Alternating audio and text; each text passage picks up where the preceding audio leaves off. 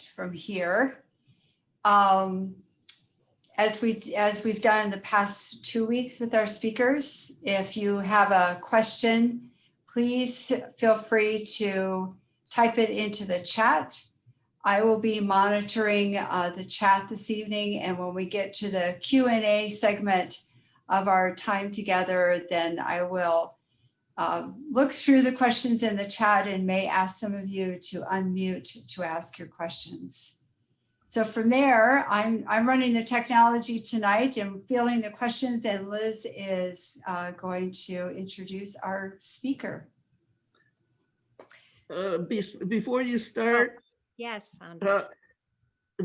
I'm getting ding, ding, ding sounds, and I don't know what they're from. That is the sound of— Yeah, Anne, can you turn off the doorbell? Yeah, it's a little doorbell, but Anne will mute. It's the sound of people coming into this call, Sandra. It's the sound of everybody very excited to see you. Oh, I thought I was doing something wrong. No, not at all. So we might hear that a few more minutes while people come in. I'm going to go ahead and start. Good evening, everybody. Happy All Souls Day. Hello. And, happy Election Eve. I cannot tell you how happy I am to be with all of you tonight in particular, and how happy I am that our guest Sandra is here, Sandra Schneiders. So we usually begin with an opening prayer, and we will do that tonight, but I want to actually first say something about our guest, because it will give you some context for the song that I'm going to play, which is our opening prayer. So I kind of have goosebumps that I'm introducing Sandra Schneiders. She is a sister of the Servants of the Immaculate Heart, an IHM sister out of Michigan. And she has taught for so many years, the past 40 plus years at the Jesuit School of Theology. She has published so many works in biblical hermeneutics, which is that fancy word for interpretation, biblical spirituality, feminism, theology. She has won so many awards, including the John Courtney Murray Award, the Yves Congoer Award, the Monica Hellberg Award, and the highest award of the Leadership Conference of Women Religious, and a lot more awards as well. She has even had a book of essays published in her honor. And Sandra has at least 2 very important ties to Holy Trinity, which David pointed out in our morning prayer this morning. Many of you knew and loved Anne, Sandra's sister, Anne, who was a Holy Trinity parishioner and an acolyte at the 11:30 Mass for many years. So it's very appropriate that on All Souls, Sandra is here, and we remember maybe just this is in honor of your sister, Anne. Second tie, if you appreciate any of the biblical exegesis of the preaching in any of your favorite Jesuits' sermons, there's a very good chance that you have Sandra to thank, because she taught these very Jesuits, as I said, for over 40 years, including our pastor, Kevin Gillespie. So I cannot overstate the impact that Sandra Schneiders has had, including for me. So my dissertation was called Lives as Revelatory Texts, and I borrowed that from Sandra Schneiders' book, The Revelatory Text, Interpreting the New Testament. So a couple of years ago at the American Academy of Religion, it was a special milestone birthday for Sandra, her 80th birthday, and there were many events in her honor, including a panel and a reception at which one of her former students sang a song that she composed in Sandra's honor, inspired by an imaginative reading of the Gospel of John, the story of the woman at the well. Sandra's, one of her great gifts is her wisdom about the Gospel of John. And this notion that the text is revelatory is that there's a narrative and then there's what we bring to it and how the narrative speaks to us. So I want to open us, before we hear from Sandra, with a beautiful song that was, as I said, composed in Sandra's honor. And it's based on John 4, and I forget the exact verses, but it's The Woman at the Well. And we're going to try to put the words up for you and also have you hear the music. So I'm going to go on mute, and Anne's. No, she went on mute. We are already on mute. No, we're not. Yeah, we are. You were. Did you take us off?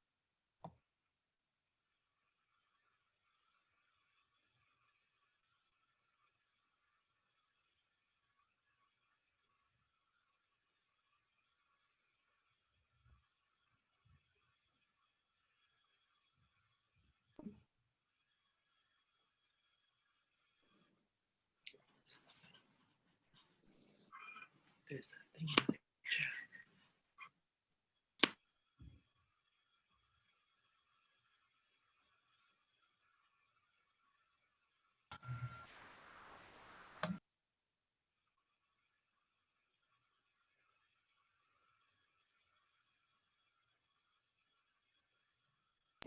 We're having a slight technical difficulty, but bear with us. We're going to try this again.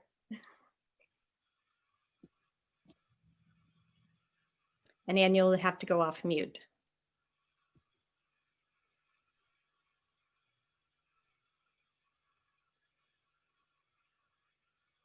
Anne, you're on mute still.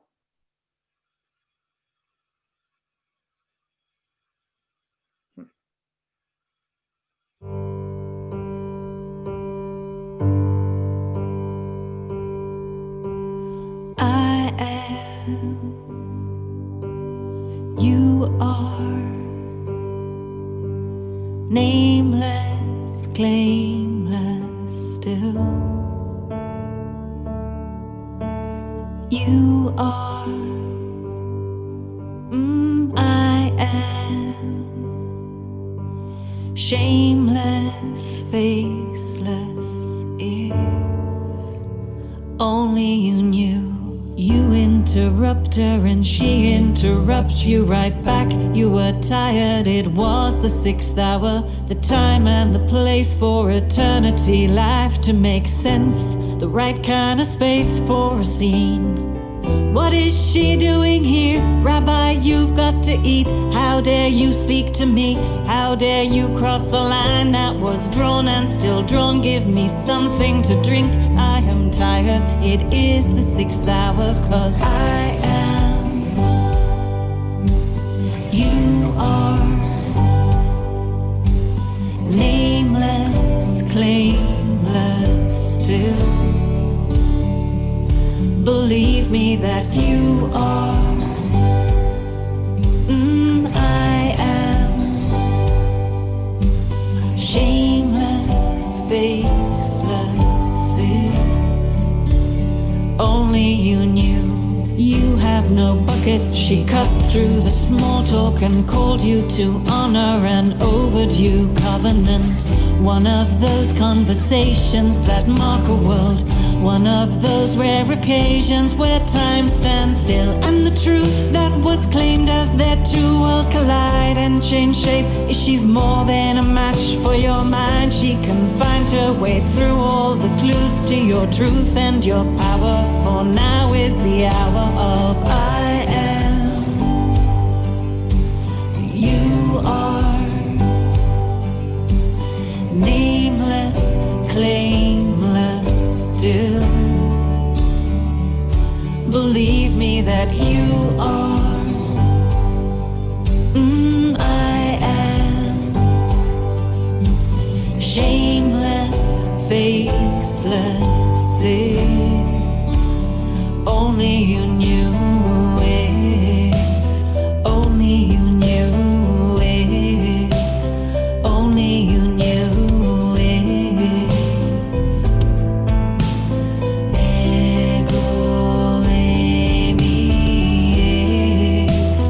Only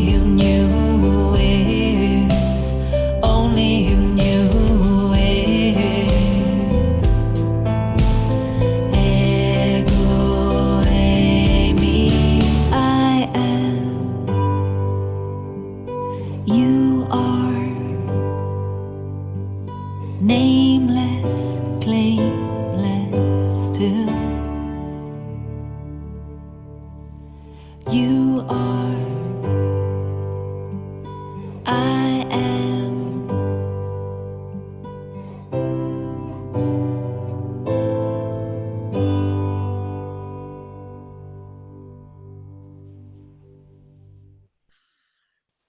Beautiful, beautiful. I'm sorry you couldn't see the words. We'll send them out later. So it is my absolute privilege to introduce you to Sandra Schneiders. And we're going to talk, we're going to have a conversation and then open it for questions. But first, Sandra, can you talk to us a little bit about that song and what's behind it? Or even just how you felt hearing that again? Every time I hear it, it goes deeper. I have no idea what was behind it. I was as surprised as anybody else when it was sung the first time at the celebration. But I think it's at the very least, it's a meditation on the great ego eimi that gets spoken for the first time in John's gospel to the woman who is supposed to be a sinner, who's supposed to be outside the sphere of grace, and the revelation to her that Jesus makes, that he is. And so that play between ego eimi, the Latin for the Hebrew expression of God to Moses, when God makes the first great revelation to the chosen people. So here's this woman who is supposedly an outsider, a heretic, and so on. So the play on mutual self-disclosure, mutual self-revelation, mutual recognition, and where that takes place in outside the boundaries of the promised land, if you will, to a heretic at the very best, and somewhat of questionable reputation. And so I think it's a meditation on the gratuity of salvation and the non-discriminatory, that people aren't being measured by how virtuous they are and whether they belong to the right tribe and whether they acquitted themselves well, but that this woman calls forth the first great revelation of the great I am in the person of Jesus. So I think you just have to listen to it over and over and let it play you instead of you playing it. That's the idea of the revelatory text, right? That dynamic conversation. Yeah. Where can people read a little more about your interpretation, your biblical hermeneutics in the Gospel of John? Is that in the book, the revelatory text, or one of your other dozen books? I would say, for an actual interpretation of the passage, Written That You May Believe is a collection of essays on different passages in John's Gospel. And it's probably more accessible to people than the revelatory text, because the revelatory text presumes a certain level of theological education. But like if you wanted to use something in a pastoral situation, for example, or a homily, something like that, I would definitely suggest starting with Written That You May Believe. And if your topic is the resurrection, then Jesus Risen in Our Midst. So those would be two other books. The revelatory text is actually a text in hermeneutics, so it's written for students. So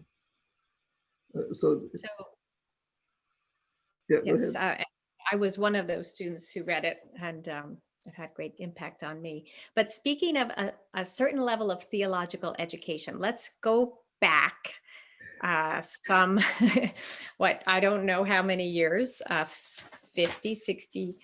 What year did you join the Immaculate Heart of Mary? What year? 1958. 1958. So somewhere I saw that for a number of years you taught elementary school and high school, and some at Mary Grove for maybe 15 or so years before your greater theological education. And so I am wondering, how did it come about that after teaching in those contexts, you went on for more studies? Well, I was born in the period of the church that will probably go down in history as one of the most transformative, really, in the whole history of the church, and that is the run-up to Vatican II, when the church had reached probably its most sclerotic state, at least in any history that we're going to look back on. Wait, can you tell me, what does that word mean? I Well, don't know that word. You know what sclerosis is? You know, when everything is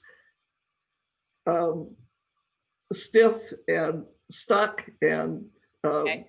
you know, and it was into that context that John the 23rd introduced the explosive idea of an ecumenical council, which we hadn't had for in the lifetime of anybody who was around.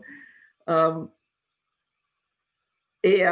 the run-up to the council was probably unlike that for any council, and as it wasn't called to squelch a particular heresy or to launch some particular project. It was really a council of renewal.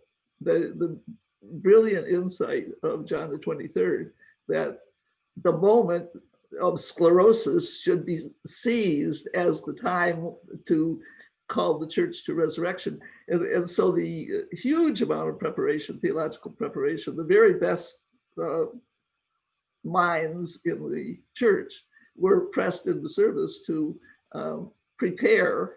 And all the time that it was being prepared, of course, we were living for the first time in a world where instant communication, or nearly instant communication, made all of this very available to all kinds of people. You know, I was born into an extremely fortuitous historical climate. And at that time, we happened to have a very visionary leader. When you were talking with Carolyn Osick, she mentioned having a teacher, Catherine Sullivan, the first woman to get a doctorate in biblical studies, as her teacher.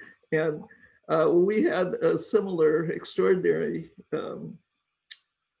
religious in our congregation who was the assistant novice mistress when I was a novice. So she was teaching us. And she also was one of the very few women in the church at that point to have a doctorate in theology from St. Mary's Notre Dame. And she taught us scripture. And so her love for scripture was absolutely contagious. It didn't apparently, contagion apparently did not affect everybody in my class, but I was singularly susceptible to that disease. And then as it happened, I went through, and not exactly the most normal course of formation. I went out on mission for the first time when I was still a second-year novice, and that was unusual. And I wasn't in the formation. That was when the sister formation movement was at its height, with the idea that sisters should be prepared, fully prepared professionally before they went out to teach, whether it was grade school or high school or what. And so all of my class were kept at the Mother House for 2 years after profession in order to finish their college education. I was sent to our college, so not at the Mother House, to finish my college, and then I was sent to get a master's in philosophy. We were never consulted about these things. we just kind of moved around, but I was ecstatic because I had been fussing around with philosophy since grade school, probably. So I was delighted it was not at all a burdensome thing. So I finished, I got my MA in philosophy. And in the meantime, this very charismatic scripture teacher and novice mistress that we had was elected general superior.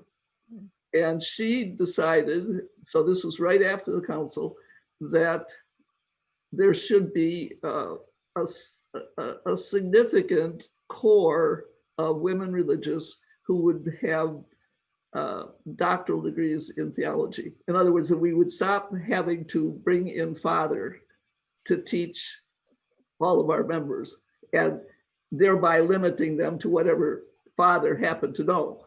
Yeah. So she thought we needed to have women with doctoral degrees in theology. And so she sent about 8 or 9 of us on to study. And she left it up to us to investigate and make suggestions about where we would go and what we would study.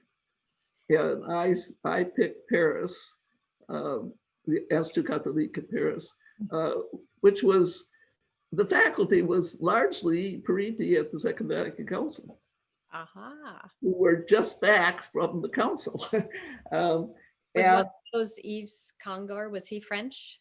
Yes, Chenu, Danielou, more up to be, the one who impressed me the most was Lee Cognier, who was probably the world's most accomplished student of spirituality, which was not a mainstream specialization at that point. And I had him for class. He was to be my thesis director and had a heart attack the year that I would have been writing it. So that didn't work out too well. But so anyway, so we went off. The others went pretty much to Louvain. I went to Paris. And then after I finished my licentiate, which is like an advanced master's, instead of staying in Paris for the doctorate, I decided to go to Rome because of the fact that it had an Institute of Spirituality. Okay. The first in the modern academy. And also there was the Biblicum, which was the pontifical faculty for the study of scripture. So my two loves, scripture and spirituality, were literally on two sides of the same block in the middle of Rome. And the institution in which I was enrolled was the Gregorian, to which both of them were faculties. So I had theology, spirituality, and biblical studies on 3 sides of the square where I was studying.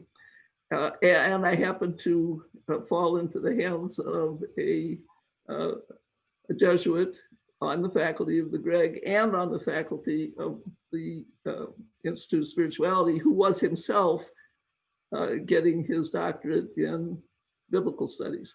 So the convergence of these interests was from the very beginning of my studies.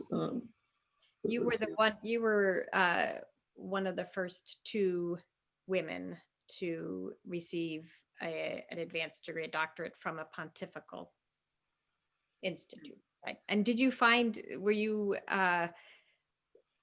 you had these colleagues who influenced your direction and your studies. Did you find any barriers or being a woman in this context? There were barriers everywhere. Yeah. Well, the people there, simply had no other experience. Mm-hmm. It just wasn't. Now, one good thing about Europe, and that was true in Paris at the Institut Catholique as well as in Rome, universities, if they were going to be accredited by the state, by the country, the government, were not free to discriminate against women matriculating in those faculties. So they really didn't have the choice to have only men. Now, some Catholic faculties managed it by having a program that was only for ordination candidates. So they could say, we're excluding anybody who can't be a candidate for ordination. But that was already beginning to break down even way back then, where an institution's reputation depended on it staying up to speed with, with what was considered to be the way educational institutions should function. So there was, now that didn't stop the internal discrimination of all sorts, deliberate and indeliberate, but at least a woman could get in the door in a way that, for example, if I had been in the United States and had wanted to attend a major seminary, I couldn't have done it. So you mentioned spirituality as an academic subject, both in Paris and then in Rome. And I just wondered if you could tell us a little bit about what that means to have an academic study of spirituality, and how does that connect with the lived spirituality that we are all pursuing? Well, the division of theology, the whole field of theology, and even giving it that name, theology, which goes all the way back to the Middle Ages, the process or the progress of the field of theology, or discourse about God. That's what theology means, discourse about God. Thinking, talking, studying, writing about God. And that was a much more holistic enterprise in the early church of the patristic period up through the Middle Ages and so on. But it got more and more divided as we got closer and closer through the Enlightenment and so on. So theology began to be considered to be systematic theology and moral theology primarily, with little diddly-dads here and there. So spirituality, which originally was the whole matrix of theology, if you go back to the patristic era, they wouldn't have really thought it was worth studying anything that wasn't rooted in religious experience and leading to religious experience. Mm-hmm. In other words, spirituality was the matrix of the whole theological enterprise. And as we go through the Middle Ages, and especially into the Enlightenment and the scientific revolution, the Enlightenment and so on, you had more and more cutting up of the intellectual project, both in the secular sphere and in the religious sphere, so that you had more and more subdivisions. You had dogmatic theology and moral theology, and then you had subdivisions: ecclesiology, theology of the church; Christology, theology of Jesus; Trinitarian theology, and so on. And in the process of scientizing, if you will, theology in sync with what was going on in secular disciplines, spirituality got kind of siphoned out of all of them, and it became a little cottage industry over here that was mainly concerned with piety. Hmm. So you really couldn't study it. I mean, how do you study somebody's piety? However, that didn't stop the church from being spiritual, of course, and a tremendous body of very important literature. For example, the mystical writings of a Teresa of Avila or John of the Cross, or I mean, there's a whole body from the early fathers of the church, from Origen through Augustine into the Middle Ages. Thomas Aquinas was, his writings are highly suffused with spirituality. So there's a whole huge body of stuff to study, but that was not considered spirituality. Spirituality was saying the rosary every day. How many can't believe we use the term all the time. How many ejaculations could you make a day? Saying, my Jesus, mercy, my Jesus, mercy, my Jesus, mercy, 500,000 times, and that would get you into heaven. And it was felt religious devotion and so on. So it ceased to be a legitimate area of theological work, even though there was a huge body of material that was extremely serious. I mean, anybody who's tried to read Teresa of Avila, you don't have to wonder about the intellectual prowess that was required to write that.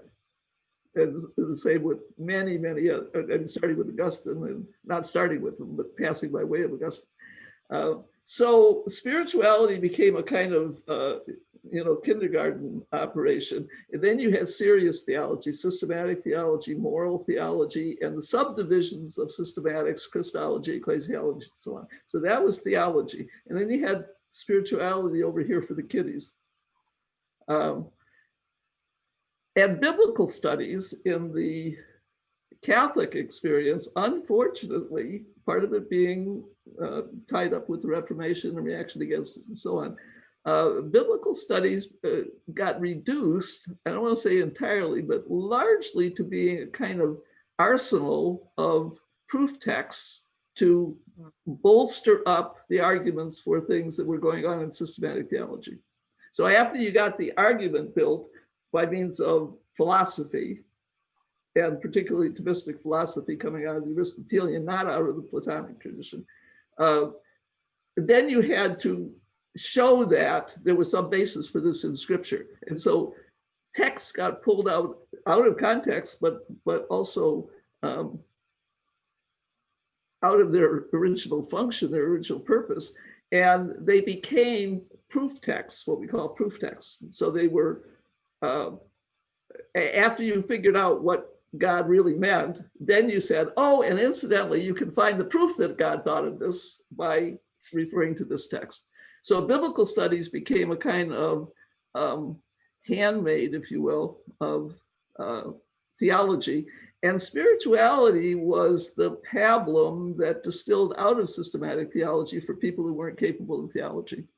And so, everybody should be involved in piety, but you could only be involved in theology if you really had a brain. And by definition, that excluded women.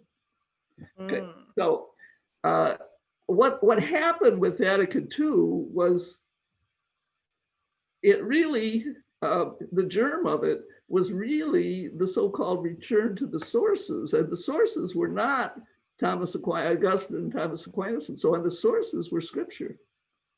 So for the first time in hundreds and hundreds of years, the whole idea of the reform was that it would be rooted in and it would grow out of, and it would be a response to Scripture.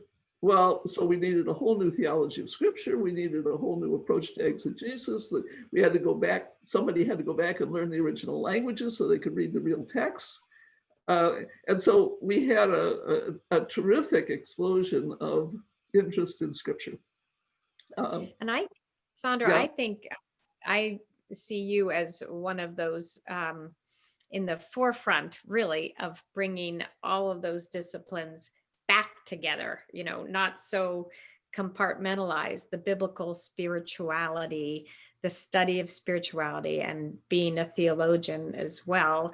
And I'm wondering, in your scholarship, I know this is probably a hard question to answer for all the many years you've done it, but is there a gem that that was revealed, a revelatory gem in your scholarship that has helped you stay in the work and stay in the church? Since we're the women and men who stay, any wisdom from your scholarship that's helped you? Well, of course, I mean, if you're really involved in it, doctoral studies in theology with really good people, every day is a revelation. It's I can't understand why anybody who has the opportunity doesn't study theology. Some of my students could probably tell you why, but For me, it really did develop very organically. It was really my first introduction to scripture that, especially to the New Testament and particularly to the Gospel of John, that attracted me to the whole field. But I was interested in it. You don't enter the convent if you don't have some interest in religion. My interest was not primarily ministry in the sense that I wanted to be a teacher or a nurse or so it wasn't as was the case for some women who really had two choices as Catholic young women. When they graduated from high school, they could get married or go into the convent or be an old maid. And third was not desirable by anybody. So the rest were split between, that wasn't my experience at all. I was fascinated by religion from the time that I was a kid. When I found out any question you asked, if you followed it far enough, the answer was God. That's what I wanted to deal with, or have my life be about. So I was kind of in my element in religion. Let's see. Your original question for this was how did I get into simultaneously all these different fields? Well, in my experience, both of study and of teaching and writing after my formal studies, my experience of it was all one thing. I was very enamored of scripture, and I know now that it's because of my love of literature. I mean, there's all the difference in the world between reading a theology textbook and reading scripture. I mean, scripture is poetry, it's prose, it's drama, it's you enter into the biblical text, you don't dissect it in order to get the truth out of it. You enter into it and allow it to play you rather than you dissecting it. Yes. And that's where my interest in hermeneutics came in, because what I realized was that these texts, these biblical texts, could not be read as quasi-theological textbooks. So something like the story of the Samaritan woman, it simply can't be dissected and you get to the end and say, this is what it means. Mm-hmm. You could read it 500 times and you won't know what it means. And you will always know more what it means. So, and I realized, I found out that the academic discipline, which specialized in this issue of interpretation, was called hermeneutics. Mm-hmm. So I was immediately drawn into hermeneutics as the primary approach to the Bible as text. And once I began to find out what the Bible was talking about, clearly it was spirituality. Yeah. I mean, that spirituality produced it, and it produces spirituality. And that, of course, then, once you get into it with all of our historical and scientific and psychological and sociological and so on, where we are as 20th century, 21st century people, then you realize that that theology has to come in to and be used to organize that experience-based data in a way that it can be used to make progress in understanding God, rather than simply to be immersed in God, which is plenty. But if we want to communicate this to other people, then we have to find a quasi-scientific way to do it. In other words, you have to find an orderly way to do it. So you can't talk simultaneously about Christology and ecclesiology and moral theology and so on. So you divide them up into separate spheres, and you study them individually. So you end up with organized theology. So the whole process, it wasn't something that I figured out ahead of time and then set out to do. I got plunged into it and began to see how these things went together and why you couldn't really do one of them. Now, people do. Somebody says, I'm a moral theologian, don't ask me about the Trinity. Well, as far as I'm concerned, then you don't know moral theology. Or the person who says, I'm into Christology, I'm missiology is not my bag. I think that's to miss the point. I mean, theology is not a collection of separate expertises, and you pick one and specialize and get good at it and let the rest of them go. Yeah. No, But that's which ones come together in any given person, any given theologian? So what came together in Bernard Herring, for example, came together through the prism of moral theology. He was deeply, deeply, deeply concerned with the way in which the conscience of people had been religiously abused. And he was seeking a way to liberate the moral subjectivity of believers.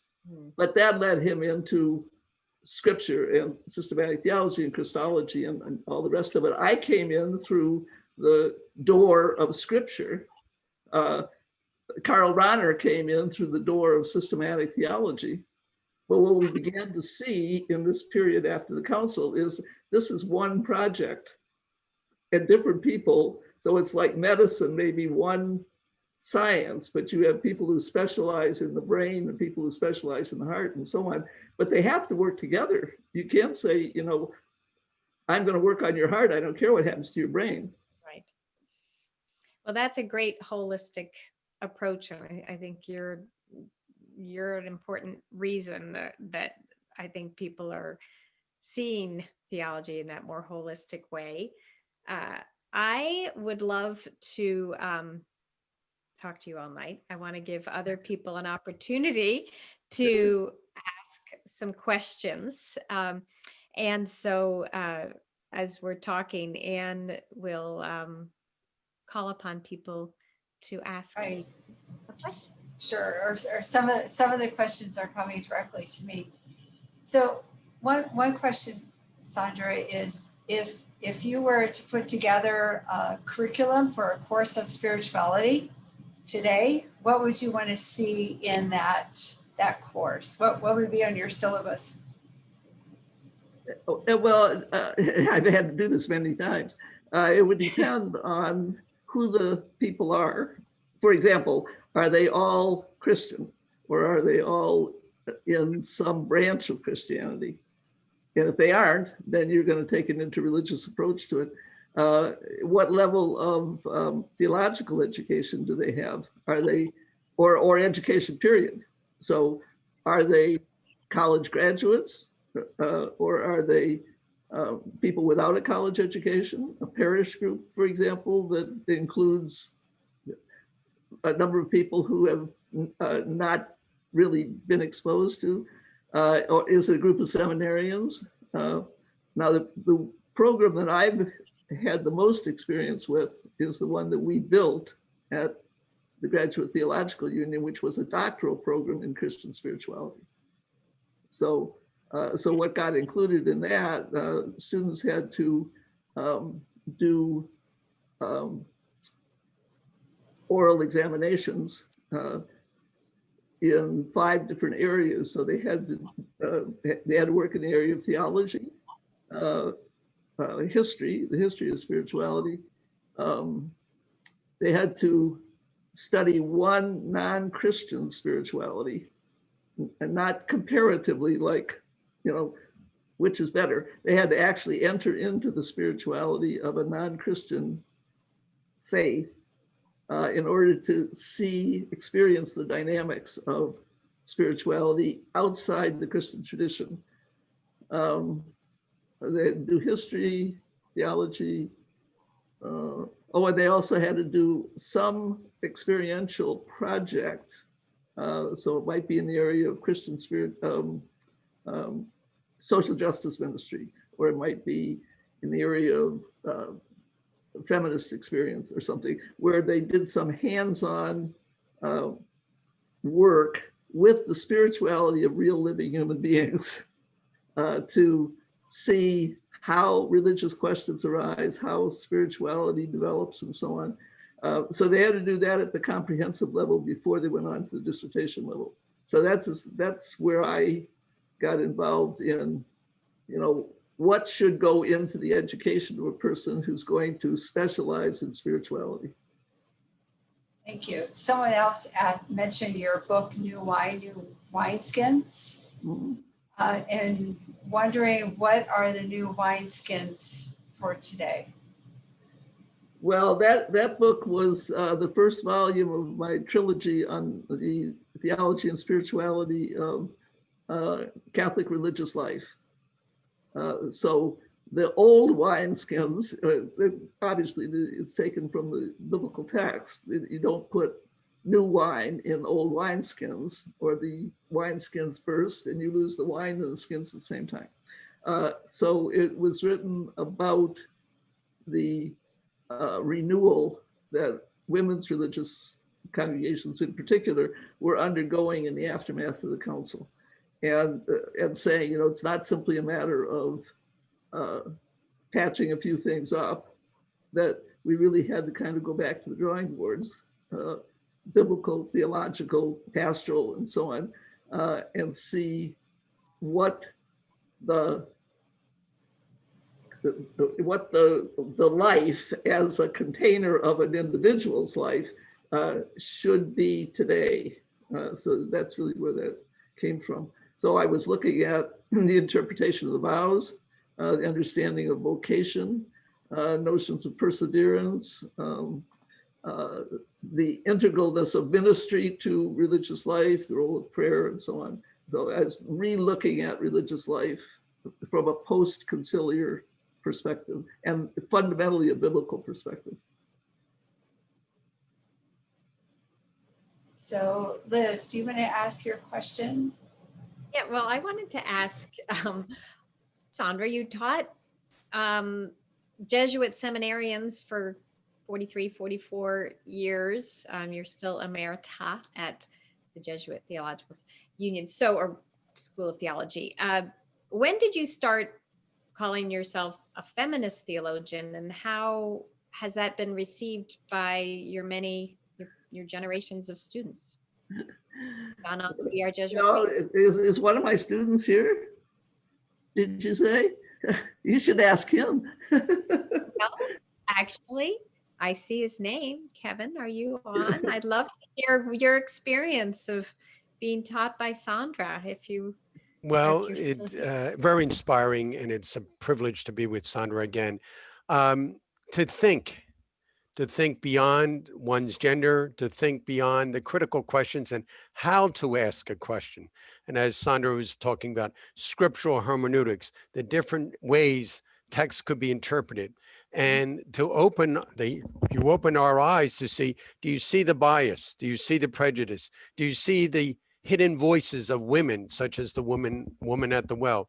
So I don't want to say too much longer because it's Sandra's presentation, but just so you know, my colleagues and I, men and women at Berkeley, were really inspired and led in a critical consciousness. The questions weren't always easy, and it wasn't just academics, it was a lifestyle, an embodiment. So Sandra really did influence a generation of us. Yeah, it's interesting. No matter where I go, if there are Jesuits around anywhere, some of my former students, I was at the Jesuit Curia in Rome not too long ago with Father Rupe of happy memory. And when we walked into the dining room for lunch, it was the job of whoever the person was the guest of to introduce the guest. So Father Rupe introduced me, and all of a sudden these hands started going up. Hi, Sandra. So these were now ordained Jesuits who were working in the Curia in Rome, who were in the dining room. And I thought, no matter where I go, when I went to the Philippines, my students were there. It's a long time to teach at one institution. I never set out to teach at one institution for 45 years. And when I went there, it was basically a Jesuit scholasticate. So 96% of the students were Jesuits. Now, that's not true today. But so that, we turned out a lot of people over that, amount of time. Were there obstacles? You bet. there were huge obstacles. There were a few bad apples in the, who really were up to no good. But in general, the problem was not bad will. It was just a lack of any kind of categories for thinking differently. When people have grown up within a system where everything is perfectly clearly correct, and then someone comes in who doesn't fit into any of the categories, like being a man. I mean, that's a simple enough requirement. But here you have a critter who doesn't fit into that. There were a lot of very difficult aspects of breaking open a system which had been in place for over 500 years, without question, and for it to make room for one wonderful gentleman, a Spanish Jesuit, who no one would put down as in any way nasty or anything. I was told this by the person he talked to, that after final oral exams for his class, that he was still stunned by the time he got to the evening events by the fact that a woman had passed his exam. And this wasn't because he was a nasty man or an idiot, but he just had no experience of women thinking. I had one professor say to me, dumbfounded in the middle of an oral exam, he said, "You read the textbook?" And I said, yes, I did. I read, and it was like, you could read. And so a lot of it was not malevolent in the sense of people being deliberately nasty. It's, as someone said, it's just nobody expects Fido to be able to dance, and much less to be able to sing while dancing. So, what were they going to do with it? But what strikes me in hindsight is that, 40 years is a relatively short time to upend something that took 1,500 years to build. Right. So, Sandra, another question is, how do you think the renewal among religious women's congregations have influenced current attitudes towards women's place in church leadership? Well, I think it depends entirely on who you're talking to. I don't think anybody would deny that the renewal in women's religious congregations probably proceeded more rapidly than in any other sector of the church. And therefore, the perception of women in general, and particularly women religious, has changed enormously. Now, some people are delighted about that, and some other people are anything but delighted about it. But I'm not sure what direction your question was taking. Like where you wanted me to go with that. I think that certainly when it comes to women, the most public women in the church are women religious, and they were for a long time simply because of the habit that they wore and the fact that they ran all the Catholic schools and all the Catholic hospitals and so on. That's no longer the case. Women religious are in the minority as far as numbers are concerned, but certainly we were the public face of the emergence of women in the church right after the council. Sandra, it's Liz again. I know you were the first non-Jesuit and the first woman who had tenure there at Berkeley. And I was going to ask you what you hope the next generation of scholars will continue with. What's the unfinished business? But I've just discovered that there is a professor from your institution, Julie Rubio, who's on our Zoom call, and I'm going to invite her to unmute because she has a question for you. Oh, She's Julie, the where next are you? generation of scholars. I Where saw are you, her Julie? name is coming up as a second Liz McCluskey because she shared her link with me. But I'm in front of a window here in Berkeley. Good to see you. So I had a question for you about your book, Beyond Patching. And Julie, are you, excuse me, are you there somewhere? I Or- am, it looks like I'm Liz McCluskey. Oh, there you are. Okay. This is getting a little spooky. Exactly. So I've been rereading your book, Beyond Patching. I think it was first written in the 90s and then revised in the early 2000s or later 2000s. And I've been thinking about, I won't get the wording exactly right, but you say something like the longer you're a feminist in the church, the deeper the tension becomes. You see the problems when you're first introduced to them, and then you keep seeing and you see that they go all the way down. And that's, I think, the genesis of the title, Beyond Patching. And so I guess I'm wondering, I know that those tensions must also wear on you over the years. And I'm just wondering, how do you see those tensions now? What does that look like for you now? Well, I suppose from one standpoint, you could say, the battle's been won. I mean, no faculty, theology or otherwise, can maintain its credibility if it excludes women completely, which is why so many seminaries are sliding down the tubes. Everybody knows that the human experience cannot be either fully had or fully expressed by one gender. So, on the other hand, I think that many younger women coming up are not looking to be part of an institution that where they have to fight for breath all the time. They'd rather do their scholarship in a slightly more enlightened environment, which can be a great loss to the church. You can lose the diversity that was brought in by the presence of women by them simply saying, I don't want to devote any significant portion of my intellectual energy to dealing with the Neanderthal population. So, what's it? I don't know how it's going to fall out. I do know that, as you do, that at the Catholic Theological Society of America, for example, an increasing number of the new members are both women and lay women. So it's not just that there will be some more nuns coming along, but these are people who have gone into theology because they really want to study theology.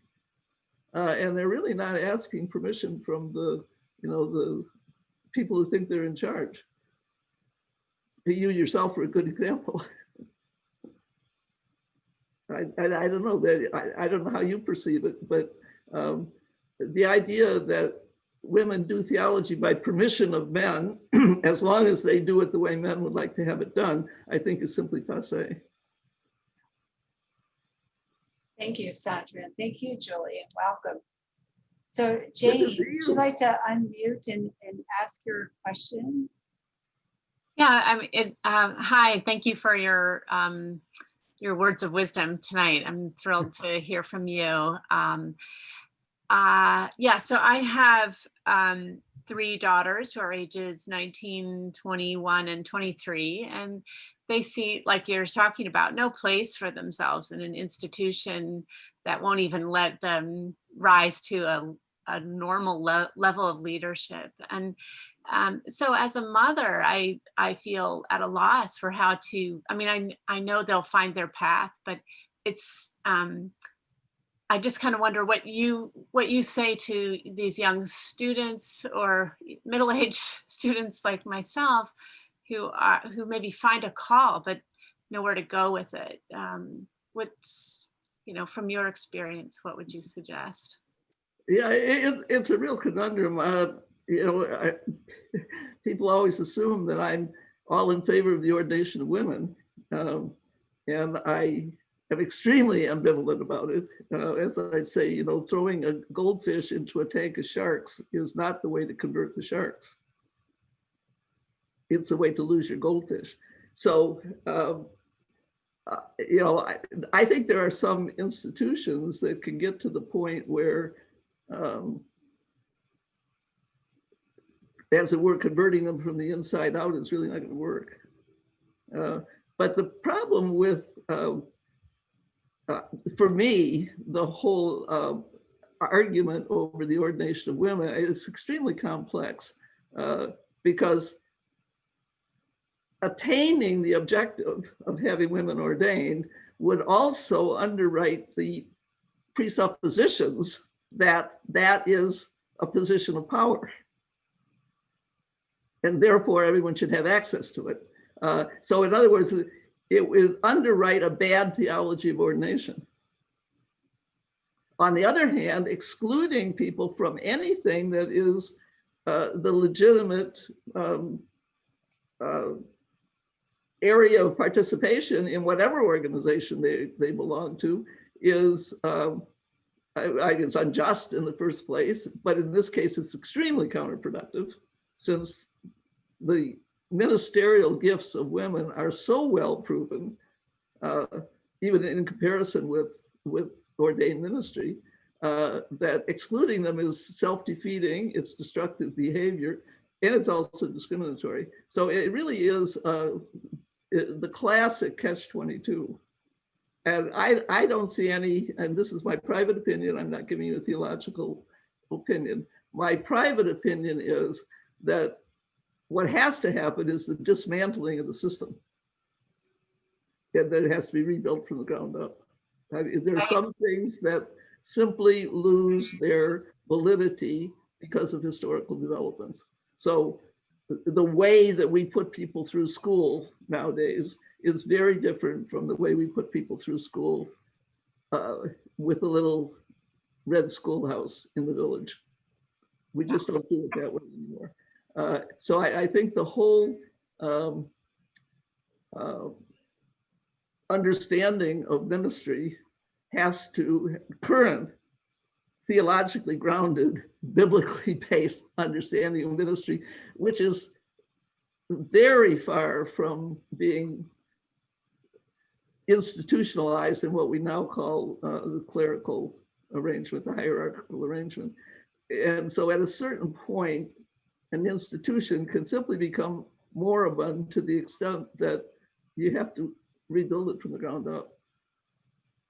So, you know, and as I say, that's my personal opinion. So people say to me like, well, you don't seem to be on the bandwagon for the ordination of women. And I say, you know,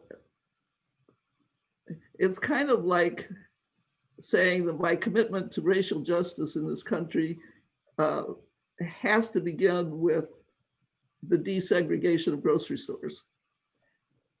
Yeah, I mean,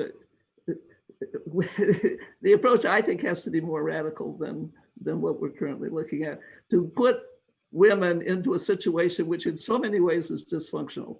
And all we have to do is look at the clergy sex abuse scandal, look at the scandals in the hierarchy, look at the appointment of electors and all the rest of it, to say this system is so dysfunctional, which is not to say that there are not good ordained ministers who are giving their lives and doing everything possible, but the system is so dysfunctional that I don't think adding women is going to greatly improve it. What it might do is attract the very women who would buy into that system. And So- thereby strengthen it. So are you suggesting perhaps the whole idea of priesthood that we have today needs to be turned, or is that okay? Yes. And Yeah, I think we should start talking about ordained ministry. The whole ontological change status of, you know, the kind of creation of sacramental magicians, if you will. And this is a theology of ordination that I think should go along with privileges and rankings and Yes. all of the stuff that has produced a highly abusive system. Yes. Uh, System of supremacy. It's a system of supremacy. Yeah, exactly. And you could never undermine or underestimate the desire of the people who are excluded from a system of privilege to want to get into the system of privilege. But I would say we do a greater service when we help them analyze the system of privilege and say it shouldn't exist. There should be no system of privilege among the people of God. How does that go over with the Jesuits that you teach? Well, I haven't discussed it with them recently, but I think they're quite aware, that I'm not either wanting to be ordained or particularly concerned about having our women students ordained. We did have a panel, I think now 2 years ago, in which I was invited to participate, and I said, I don't think you want to hear my opinion on this subject. They said, oh yes, we do. So when I said, getting to ride in the front seat of the bus is not going to change anything until you change the bus system. You can become part of the problem. So I'm sure that there are many, not just Jesuits, many ordained anywhere who think that my thought on the subject would be absolutely dangerous. I think there are other very fine ordained ministers who would agree with me. Yeah, and the ones who are really successful, effective as ministers. thank you. My only response to that is, if somebody were to say that the Senate is a corrupt institution, for example, so don't let women into the Senate, because it's a supremacy even over the House, or for example, whereas my counter argument would be that, or counter proposition would be that women actually in an institution change the way, or can change the way power is shared. So, but yeah, I agree with you. But one of the things is about your comparison is that while there aren't enough women in the Senate, there's no reason why a woman can't be admitted to the Senate. Now, if the rule was that no woman could run for the Senate or be elected on the grounds that she was a woman, then I would say the same thing about the Senate that I would say about any organization or structure or whatever. So in other words, I don't think you can get some good racists. Racism has got to go. Now, if you say, well, what about the process of integrating people of color into existing institutions? If that can be done, that's ideal. But if by definition, and I think that's what went on with the civil rights movement, it said this system has got to go. Just getting a few Black people in this position or that position, it's not going to change anything. We have to dismantle the laws, the structures, the procedures, the whole 9 yards, which is why it was such a bloody affair. But no, I agree with you completely. If there's a way of changing the system from within, that would be ideal. If there isn't, then the longer we preserve it, the more entrenched it becomes. So thank you, Sandra. I'm gonna step in here. First of all, before I hand it back to Liz, and Connie, I see you have a question, but I first want to just acknowledge that our next week's speaker, Catherine Vinci, is with us this evening, just to kind of eavesdrop. So we will look forward to a conversation with Catherine next week, all about liturgy. I know none of you have any opinions about that, right? so it will be a good discussion next week. So I'm going to hand it back to Liz and see if we have time for Connie's question, and then we really need to wrap up because I was told 6:45. Stop. Yeah. yes, we will need to wrap up because we also have evening prayer tonight at 7 for All Souls. And, if people need to jump off, go ahead. We could talk to you all night, Sandra. You may have to come back, maybe even come back next week and pop in when Catherine's speaking. But why don't we have one more question and then we'll end it after that. I actually have a prayer that we can say together to close out. But I'm sorry, actually the chat is lost to me now, Anne, so I forget who you said had a question. So it's Connie. Connie, Connie. can you hear me? Okay. Can you hear Sorry, me? Connie. Yes. Yes. Okay. It's not a question, it's something to share that I grew up Catholic and graduated from high school in 1965, the year of Vatican II. So I was inspired to join the Episcopal Church from 1970s and 80s. And I was there when they began ordaining women. So I have to just say it was the most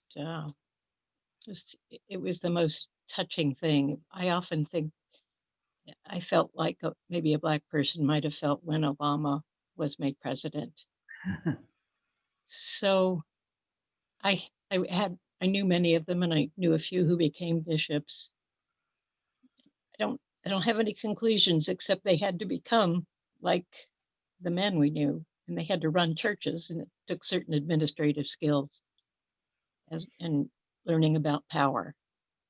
But it was quite an experience. So that's probably what a lot of women do now who are Catholics. I think they join the Episcopal Church. Thank you. Well, I'm thank you for that. I'm glad, Sandra, you have not. I'm glad you're a woman who has stayed, and it inspires, I know many of us, especially me, to be one of those who stay, the women and men who stay. So we're going to need to wrap up, and I want to just, I'm going to share my screen, and if I can, just run through the words of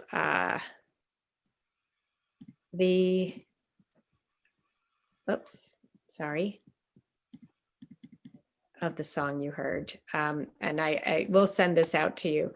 But the last screen is a prayer for all souls, and we can say it together if you want to unmute. But before we do that, one final thank you, Sandra, for joining us. It is an unbelievable privilege to be with you.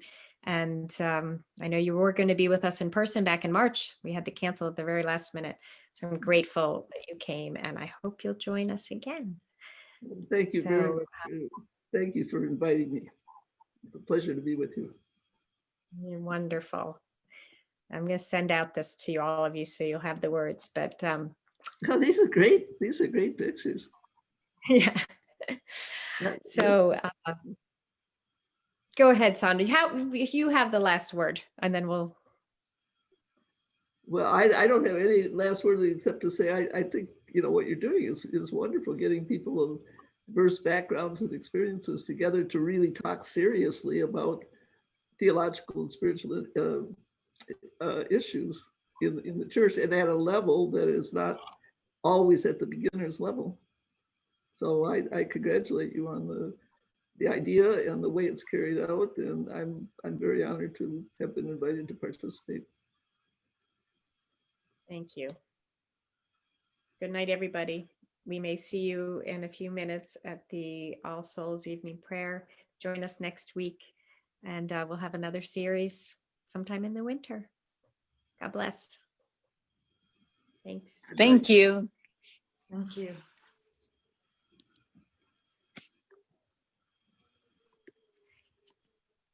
Thank you for coming, Julie. I don't know if you're still here.